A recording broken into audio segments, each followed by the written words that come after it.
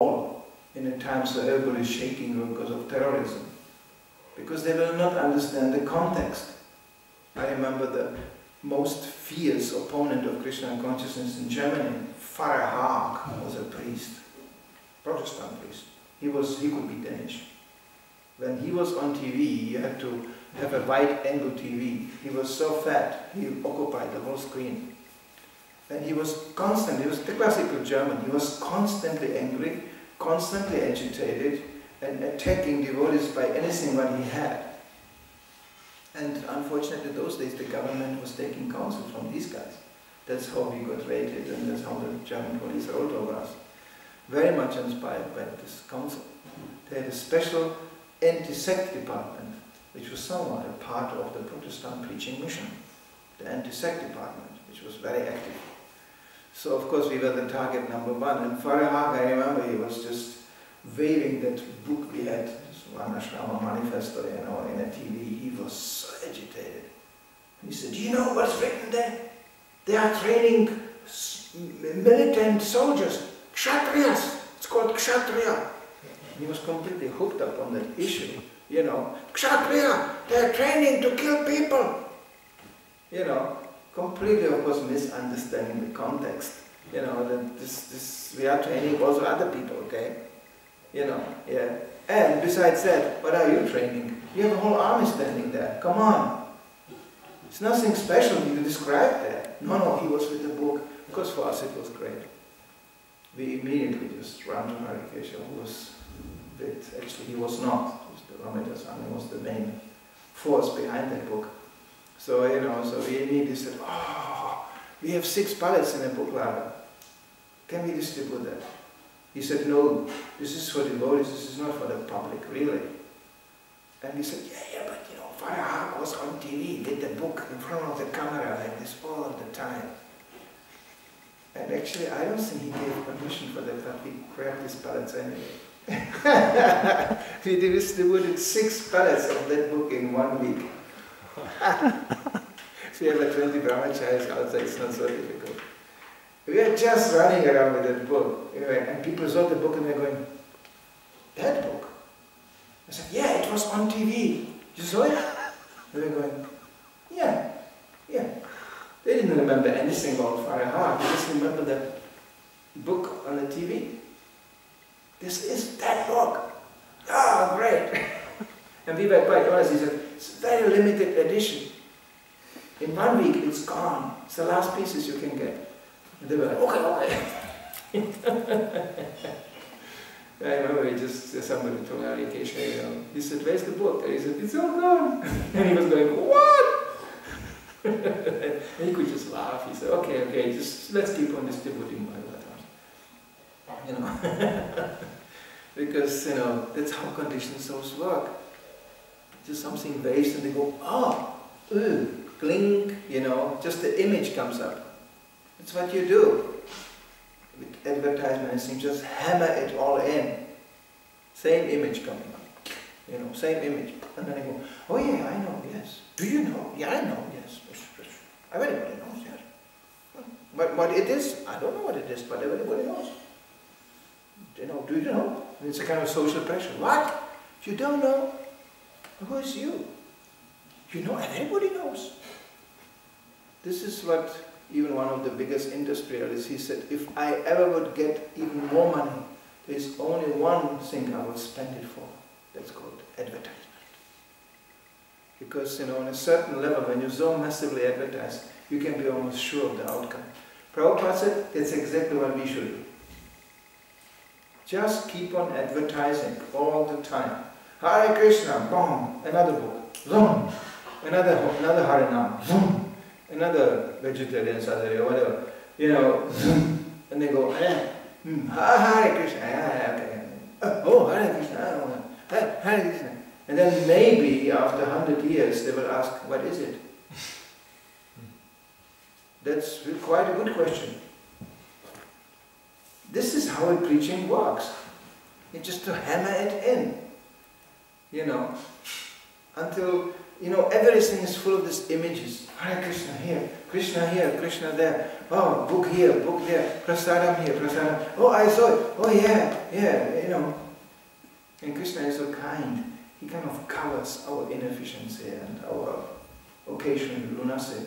So we still look like representative. You know, it's like in Germany. We ask people, how many Hare Krishnas you think there are in Germany, out of fun? Nobody went below 50,000. Nobody. Come on, we were 25 brahmacharis traveling around, distributing books. Nobody went below 50,000. You know, even the newspaper wrote that. There are minimum, statistically spoken, there was a research done, it was not. You know, it was a minimum 50,000 member states. So where is this figure coming from? Because we were just traveling around and around like mad. They said, oh, I saw you in Hamburg. Oh, I saw you in München. Oh, I saw, they are everywhere. There are 50,000 Hare Krishnas everywhere. It was just 10 or 6 vans traveling around. But with such an intensity, that we were just everywhere here. So it's just a question of, Prabhupada was so bold, he put us completely untrained, unexperienced, you know, both materially and spiritually, you know, on the street to represent this movement. But of course we shouldn't take it as an excuse. We should try to feel the responsibility what it is to stand out there and be Hare Krishna. You know, so that's, people will, we are just simply representative, we are representing Krishna consciousness. Some people grab Krishna consciousness, they use it like a lollipop, you know. Hey, Hare Krishna! And they go, and that's it. That's also happening. Okay, it's a spiritual lollipop. You will get some spiritual benefit, but you may also along that discredit the Hare Krishna movement, which brings about reactions. So one has to be careful. As when we grab that feedback, as when we start to act like devotees, or walk around, then we are representing something. We are living in a shopping window. I never was trained to accept the word of privacy, really, for devotee. What privacy? Where privacy was? Yesterday, you know, in the evening, we had the story of, what was his name? Something with the R? Panchadravida. Oh. Yeah. You know, how he inquired from Srila Prabhupada about his future life. While Prabhupada was taking a massage publicly. Actually, it was not public, it started as a private session. But the devotee said, hey, Prabhupada is speaking something serious. And then so many devotees came. Even Prabhupada's massage was not private. No, not much. Normally massage is something you don't go in and street it is. You know, no. And then Prabhupada started to speak to him, and everybody was going, hey, Prabhupada is talking. And then suddenly this private counseling session became a public event. It's a very interesting story. How Panchadravida suggested how he should play guitar and how he should do this and should do that. And Prabhupada said, yes, good. And he was going, wow, he must be a special devotee. Prabhupada agrees on everything that he says. Until Panchadravida himself got the doubt, why is he agreeing on everything I'm saying? You know, and it became so confusing that next day it continued. And he asked him, Prabhupada, actually, you agreed on everything what I said. Prabhupada said quite ridiculous things because Panchadravida even said, you know, I like to play guitar. Prabhupada said, it's okay. But while playing guitar and doing your own thing, you may acquire some karma. Not so good, isn't it? But Prabhupada, I don't feel so good as a brahmachari, you know. Maybe I should get married. I said, good, get married. Or first of all he came, but I'm a brahmachari, but I don't like to live in a temple, I guess. Prabhupada said, you can be brahmachari living outside. Wow, what a news. But then Prabhupada said, but then you will not be member of our movement. Oh, okay.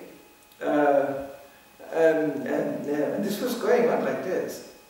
Until the next day, Panchadravida just thought about this the whole night and he was going, why are we agreeing on all these things? Then he said, Prabhupada, actually, I don't want to do anything of this. I would like to do what you tell me to do. And that was the point. Then Prabhupada said, when are you going to stop asking all these foolish questions? That was the deadline. And Prabhupada drew the line behind the whole thing. But it's amazing how powerfully but gently Prabhupada corrected his disciple in his understanding. That we are not supposed to come to Krishna consciousness and just, Krishna, come, I will say to them, come, sit down, come, puja. You know, Krishna, I will do this, Krishna, I will do that, Krishna, I will do this, I will do Krishna that. Yeah, it's a really good idea to serve Krishna, but who told you that Krishna will accept that service like this? We cannot dictate, we cannot judge, we cannot define it.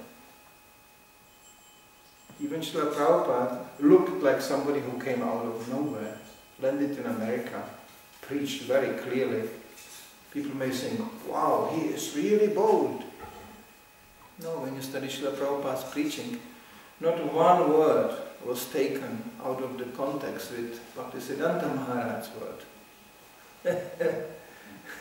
You could very boldly say he was 24 hours a day under supervision, which was not perceivable to the public, but those who actually took then care and studied where did Prabhupada got all this from, and why he was so bold on certain issues, and why so clear, and why so determined, they found he simply repeating what Bhaktisiddhanta Maharaj said. That's all. You know. So this is the attitude of a disciple. And that doesn't mean that we have no right to suggest something, or no right to have an idea, but there has to be confirmation, there has to be a blessing.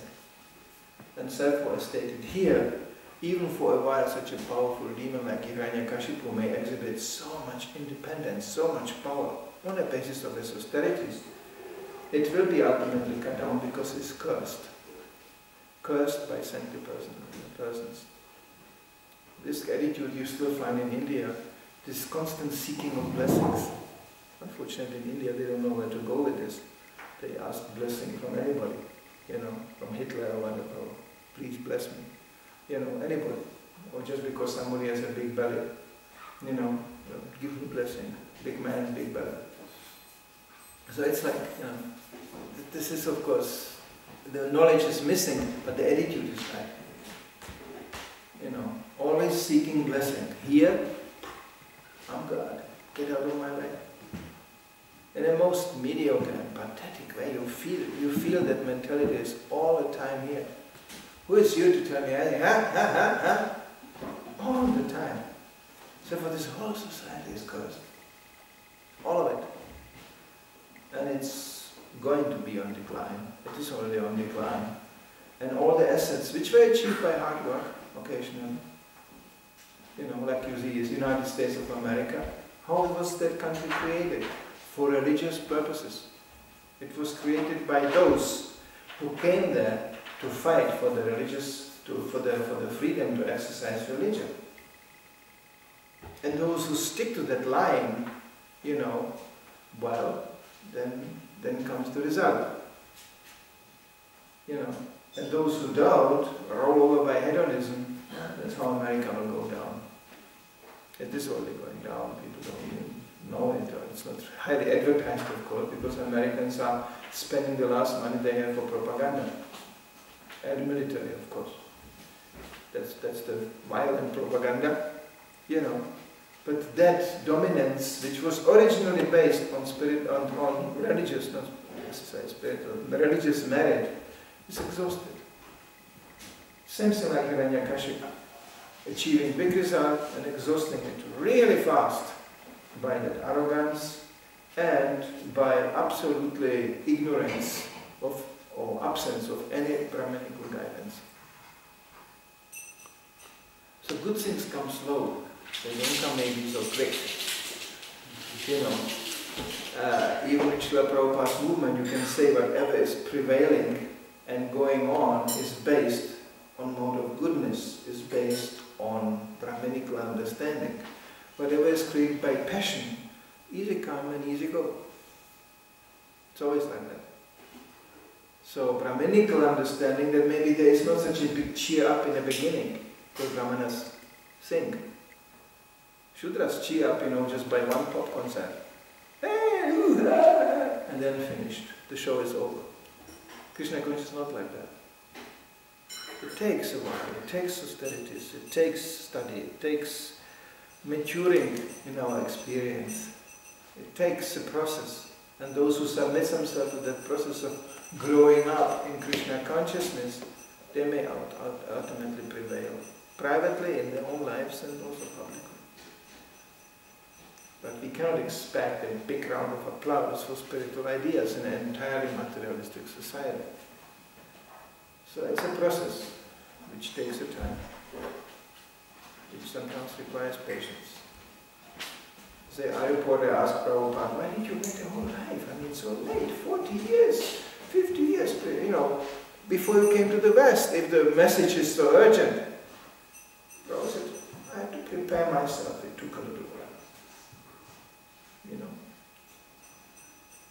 But it was, there is this nice title, a lifetime in preparation. Constantly meditating, constantly preparing, and trying, also physically trying. Prabhupada tried to start ISKCON in India, and he published a magazine, and constantly tried, showing Krishna, I'm trying. And finally Krishna recognized, okay, then try here. So we can only follow and try in our own ways. Is there questions or comments to that? One thing about, I think many devotees came and wanted to play music for Krishna with guitars and like that. Yeah. Most of the devotees are musicians. Yeah. I mean, of course we know the example of Josh Harrison was told, you play music. And but he had a problem with that too. Yeah, I'm sure. Yeah. But what was Prabhupada's general thing? Would he, I think generally discouraged or... Very discouraged. Discouraged in a sense of self-creation. The George Harrison was different. Because definitely the karma of Mr. George Harrison is exceptional. To become that kind of famous, that kind of prominent. Besides, the man was a quite genius musician, yes. But in the case of most of the devotees, Prabhupada has letters on this. He said, to write songs for Krishna requires to be a pure devotee. He especially mentions Narottam Das Thakur. Simple songs, simple lyrics, but absolutely pure. Prabhupada said, no different from the Veda. So when you come to that platform, you can write any song you want. But music and any sense of art profilation brings a higher level of sensuality along with it. So therefore, we don't find many, musician brahmacharis. As a matter of fact, let's face it, that scene, the Hare Krishna musicians, is just populated by scandals, one after another. You want to know some? Better you don't. It's all Hare Krishna pop stars. The females are dancing. So this is what you end up with. Who is jumping first when you play music? The ladies. One of the most prominent Hare Krishna musicians I ever met was our Raghunath, what's his name? I think. Oh yeah, Straight edge. From Shelter. Shelter. And what? He was coming close to George Harrison. He was already, when he joined this movement, he was on the peak of his career. That was a straight edge movement coming straight. Until today I don't understand the music. It's really on the level of heavy metal. I mean, it's pure passion. But the lyrics and everything, and above all, the whole mood was, as music often comes along, is revolution. No, we are not going to eat meat. We are not going to gamble. we are not going to intoxicate ourselves, and we are not even going to have sex. There was a movement. Therefore it was called straight edge. I don't know where that came from, because it didn't come from preaching of devotees. It grew on its own. Devotees just realized, hey, these guys are preaching for regulated principles. Great.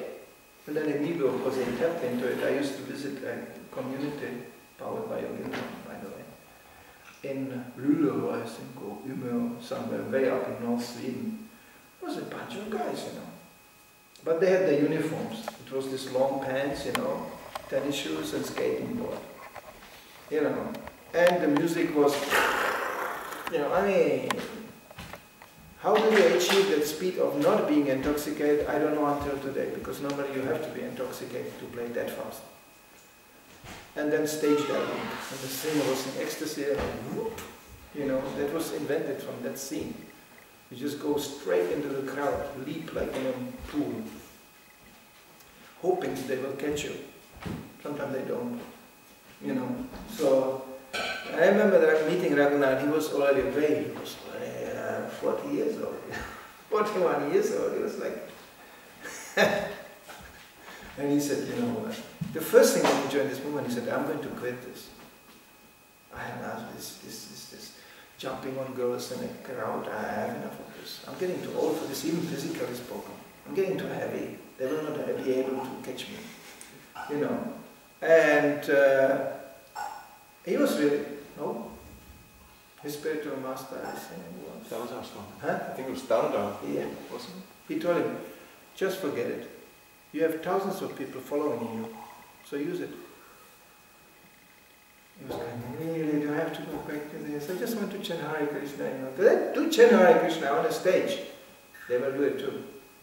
So I had Raghunath as a visitor in Stockholm. He was giving a big performance, big concert in Stockholm. I never had a temple so full with teenies and young people as ever, before and ever after. I put him on a Vyasasana with his long pants, with his pants and with his, you know, the tennis shoes he left outside. And he was sitting on a Vyasasana, packed, the temple was packed. And they were all, the Guru is speaking. And he gave a completely normal, straight Bhagavad Gita lecture. They weren't taking any word he's saying. Then after the lecture he said, you want to join in? We have a concert. I said, you want me to do stage diving? Forget it. You know, yeah, I will crash them all. And I was still quite younger, you know. So, you know, and then he had a big concert, and, you know, and it was like, normally after the concert everybody gets drunk and there's, no, after the concert came our catering, prasadam, you know. And he was straight on the stage. Chant Hare Krishna, all of you. You know.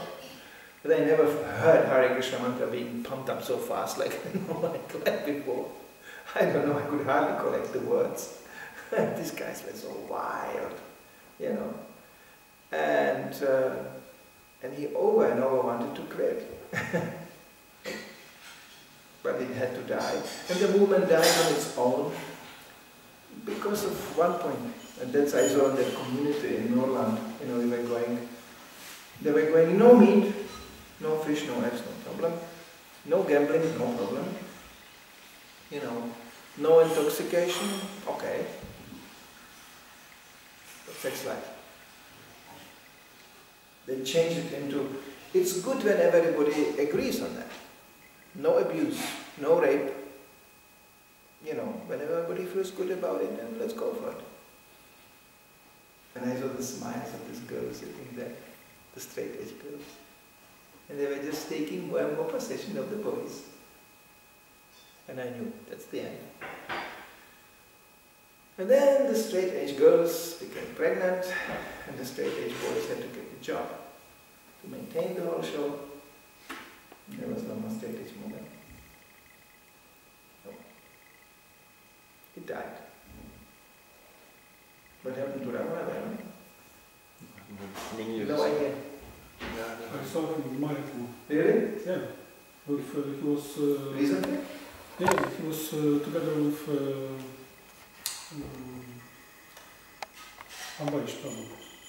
I can imagine the good understanding. Yeah. Very nice devotee. So from my experience, it's very nice devotee. You know. But because he was so nice, he always said, how can I get it? I said, not that. But then you have the others come. You know. Oh, bhajan, they chant all this wow and stuff, and the Mataji's are in ecstasy.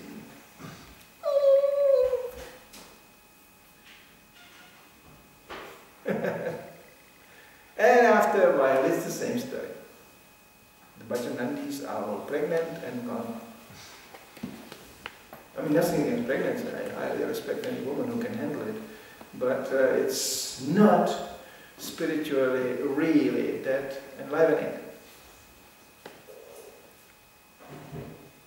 I remember my wife, in 7 months of pregnancy, she had a really hard time to chant her rounds. You know why? She couldn't breathe. Somebody was breathing for her.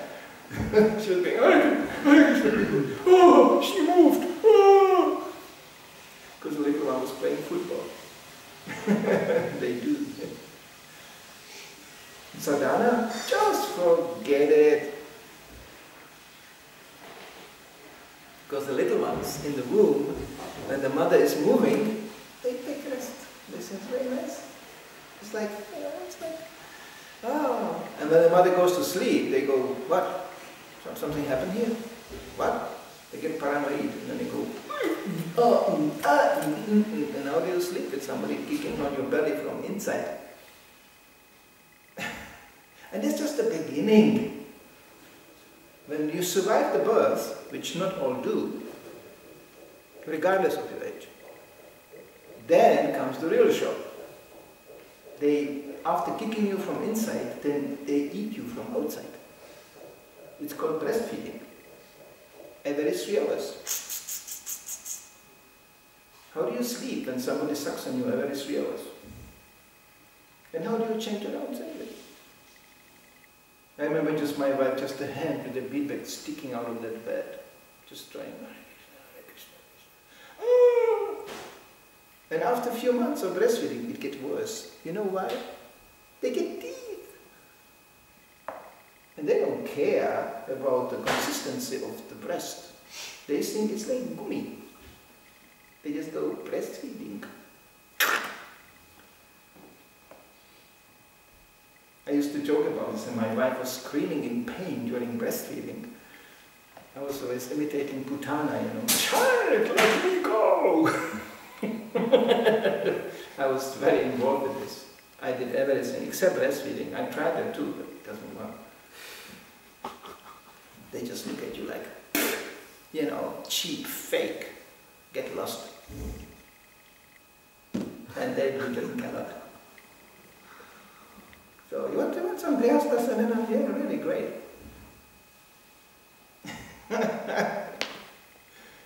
But I have to give great credit to my wife. She never stopped chanting 60 rounds, which many do. They just say, okay, I will chant Hare Krishna when the child is 6 years old.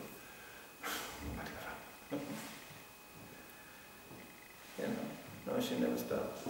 But that's also because I was just around all the time, washing and changing nappies and ooh, you know, it is just one. Just imagine there are 5 or 3. I noticed that Mr. Darwin is taken over by 3 usually. That's really the strongest survive, because the mother and father has no control whatsoever anymore. Usually the strongest prevail. He eats most and kicks the other ones out. You come into this Grihastha settlements, it's like battle. There's food lying everywhere, things lying everywhere. There's few Mataji's who are really powerful. They can keep a